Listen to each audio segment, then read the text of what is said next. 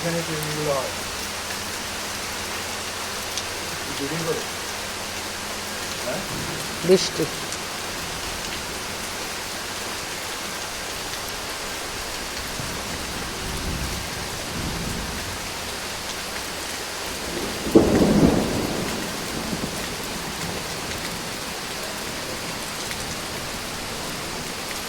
বৃষ্টির ভিডিওটা ইউটিউবে দিয়ে দেবো।